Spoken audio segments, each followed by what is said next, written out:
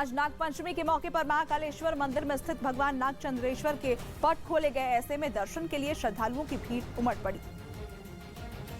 आज रात ठीक 12 बजे उज्जैन के नागचंद्रेश्वर मंदिर के पट खोले गए। इस मंदिर की खास बात यह है कि इसे साल में सिर्फ एक दिन नागपंचमी पर ही खोला जाता है।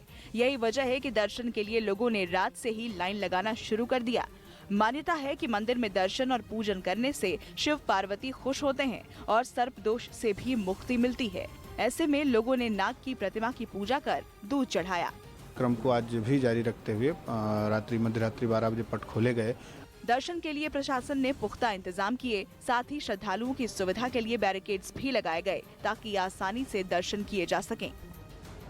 ब्रिटेन के अखबार डेली मेल ने दावा किया कि रूस ने मिकोलाइव शहर पर मिसाइल हमला कर यूक्रेन के बड़े अनाज कारोबारी को मार डाला। ये घटना ऐसे वक्त में हुई जब कुछ रोज पहले ही रूस का यूक्रेन के साथ एक समझौता हुआ था और रूस इस बात के लिए तैयार हुआ था कि वो काला सागर से जाने वाले यूक्रेन के अनाज वाले जहाजों को निशाना नहीं बनाएगा।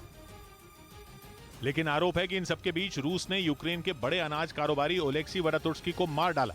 पश्चिमी मीडिया ने दावा किया कि रूसी सेना ने मिकोलाइव में मौजूद उनके घर को मिसाइल से निशाना बनाया जो सीधी उनके बेडरूम में जा गिरी। अखबार का दावा है कि रूस के इस हमले में ओलेक्सी और उनकी पत्नी की मौत हो गई। इस हमले का एक वीडियो भी सामने आया जिसमें अनाज कारोबारी ओलेक्सी का घर आग की भीषण लपटों में घिरा दिखाई दिया। इस दौरान वहां कई दमकल कर्मी भी दिखाई दिए जो वहां लगी आग को बुझाने के लिए पानी की बौछार कर रहे थे। लेकिन मिसाइल हमले की वजह से लगी आग इतनी भयानक हो चुकी थी कि उसे बुझा पाना इतना भी आसान नहीं था। हालांकि कई घंटों की मेहनत के बाद फायर ब्रिगेड के लोगों ने आग को बुझा लिया।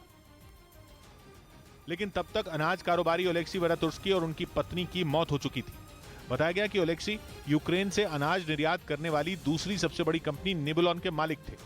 74 साल के ओलेक्सी करीब 3400 करोड़ रुपए की संपत्ति के मालिक थे और उन्हें हीरो ऑफ यूक्रेन अवार्ड से भी नवाजा गया था। रूस के हमले में कारोबारी ओलेक्सी की मौत को यूक्रेन के राष्ट्रपति व्लादिमीर ज़ेलेंस्की ने बड़ा नुकसान बताया।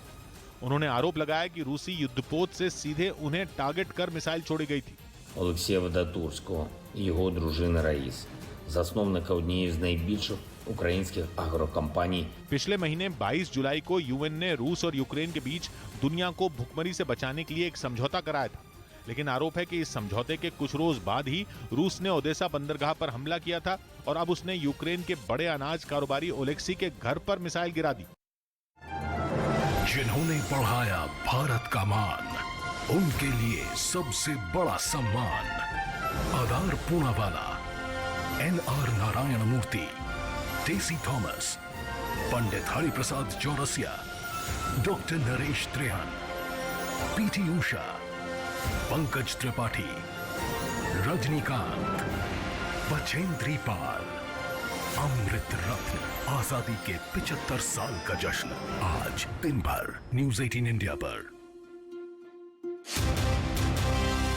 चैनल जो है आपके भरोसे पर उतरने में नंबर 1 सच की राह पर चलने में, आपके लिए लड़ने में नंबर 1 आपकी आवाज बनने में। जिसके पास है एंकर की टीम नंबर 1, जो है राजनीति के खेल से लेकर खेल की कवरेज में नंबर 1। आज तक को पछाड़ अब है देश का नंबर 1 न्यूज चैनल। तो देखते रहिए न्यूज 18 इंडिया।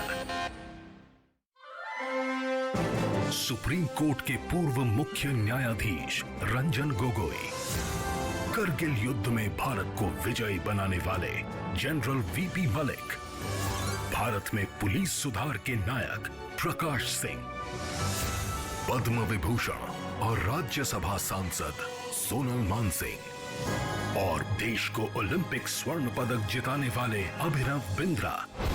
टेलीविजन इतिहास की सबसे बड़ी ज्यूरी करेगी फैसला किन्हें मिलेगा सबसे बड़ा सम्मान। अमृत रत्न, आजादी के 75 साल का जश्न आज दिन भर न्यूज 18 इंडिया पर।